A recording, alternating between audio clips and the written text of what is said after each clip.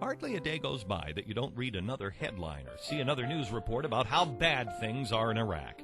The people don't want us there, they say. Too many soldiers are dying. Well, maybe some of that's true. Things are tough in Iraq. After all, it's not easy to put a country of 25 million people back together after decades of war and neglect.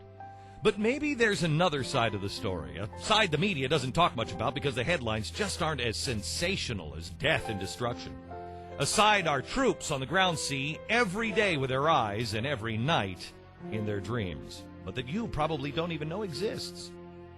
The real story about Iraq can be found in the eyes of the children, 98% of whom have been vaccinated for diseases like polio, or who are attending one of the 4,500 schools that have been rebuilt and restocked with over 8 million textbooks by coalition forces.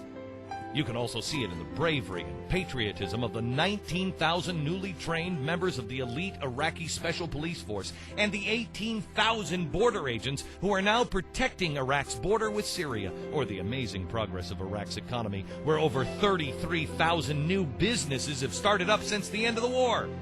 The real story can even be seen in places you'd never even think to look, like the fact under Saddam, virtually no one had even heard of a cell phone. Today, there are over 5 million users. You can find the real story in the fact that 25% of the Iraqi parliament is made up of women, the highest proportion in the Arab world. Or you can find it in the fact that freedom of speech isn't a dream anymore. Over 150 newspaper and TV shows discuss political events freely, and campaign posters are displayed in almost every major city. But perhaps the most telling example of all can be found in the story of the governor of the Anbar province. In just 1 year's time, he survived 30 assassination attempts. His home endured attacks from grenades, mortar shells, and machine gun fire almost daily. His 13-year-old son was kidnapped right from school. But every morning, without a second thought, the governor gets up, puts on a suit, and goes to work.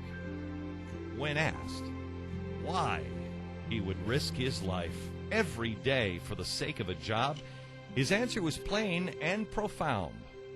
There's nothing greater than serving my country. And that is the real story.